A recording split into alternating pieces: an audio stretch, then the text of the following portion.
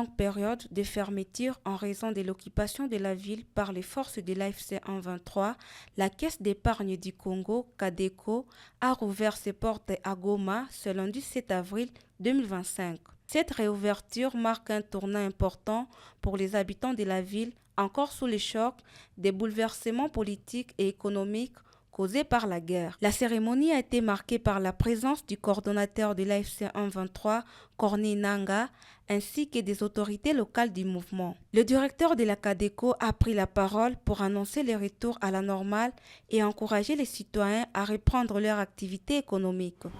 Notre banque s'inscrit dans ce cadre et nous profitons de cette belle occasion pour assurer notre clientèle que nous commençons une nouvelle ère de créativité, une ère d'innovation et une ère de digitalisation.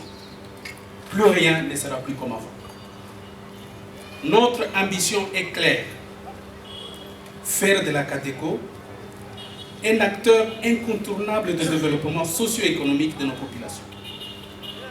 Ainsi, permettez-moi d'inviter notre clientèle, actuelle et potentielle, de venir découvrir dès aujourd'hui nos offres financières et à bâtir ensemble une relation fondée sur la transparence, sur la dignité, la rapidité et l'innovation et l'exécution rapide de nos offres.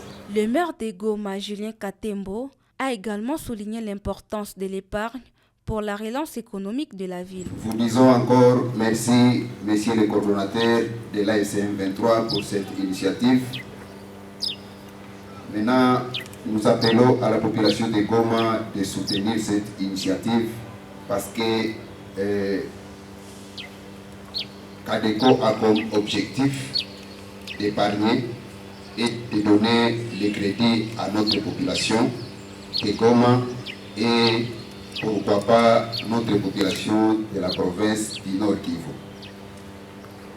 Dans l'objectif d'épargner et dans l'objectif de donner les crédits à notre population, nous demandons à notre population de Goma, sous notre juridiction, de soutenir cette initiative parce que ça va assurer le développement, ça va assurer l'initiative d'encourager toute la population de Goma de venir épargner dans cette banque et de venir prendre le crédit dans cette banque pour le commerce national et pourquoi pas dans le commerce extérieur ici dans la ville de Goma. Le coordonnateur de l'AFC M23, Corneille Nangaa, a invité non seulement les Congolais, mais aussi les étrangers vivant en République démocratique du Congo à s'approprier la CADECO. La mission bancaire est une mission très exigeante. J'invite donc tous les Congolais et les étrangers ayant choisi la RDC comme seconde patrie à s'approprier cette institution. Ouvrez des comptes en devise comme en franc congolais.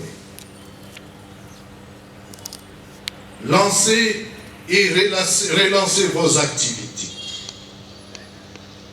Rêvez à nouveau. La CADECO bénéficiera d'un appui de l'État. Elle bénéficiera du financement de l'État. Et d'ores et déjà, toutes les recettes, et en passant toutes les dépenses de l'État, vont devoir désormais passer par la CADECO. Parce que nous avons l'obligation, non seulement de transparence, mais aussi de redevabilité.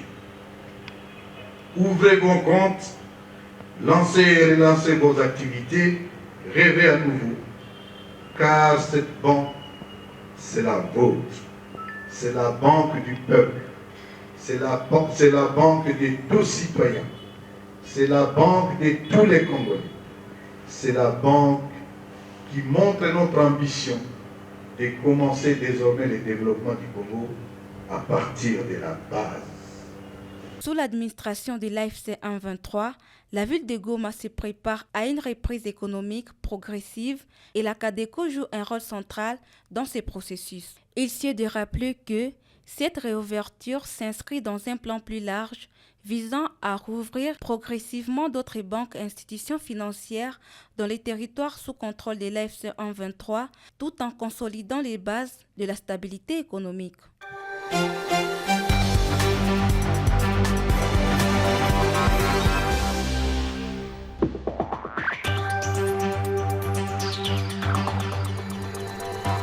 Dans la nuit du 4 au 5 avril 2025, Kinshasa a été frappée par des pluies diluviennes qui ont provoqué d'importantes inondations et érosions, faisant au moins 33 victimes, selon un communiqué du ministère de l'Intérieur publié le 6 avril. Le bilan, encore provisoire, fait état de 23 décès et 46 blessés hospitalisés le 5 avril, tandis que le 6 avril, 10 autres décès ont été enregistrés, touchant particulièrement les communes de Limete, Matete et Massina. Des centaines de ménages ont également été affectés, notamment dans les quartiers de Mongafula, Ngaliema et Barumbu. Face à cette tragédie, une cellule de gestion des crises a été mise en place pour coordonner les secours de l'évacuation des sinistrés. Un plan d'évacuation a été activé et des équipes d'intervention ont été mobilisées pour fournir une assistance immédiate. 4 sites d'accueil ont été établis pour héberger les familles touchées. L'Institut Lumumba 115 familles, Kitomesa Anjili 100 familles, Kimwenza 70 familles et le stade Tata Raphaël déjà opérationnel. L'armée, en collaboration avec la Direction générale des migrations et d'autres services, a déployé des moyens de transport pour évacuer les populations bloquées, notamment sur le boulevard Lumumba entre le pont Matete et le quartier 1. Des mesures urgentes sont prises pour assurer la sécurité et le bien-être des sinistrés alors que les autorités continuent à évaluer l'ampleur des dégâts et à coordonner l'assistance humanitaire.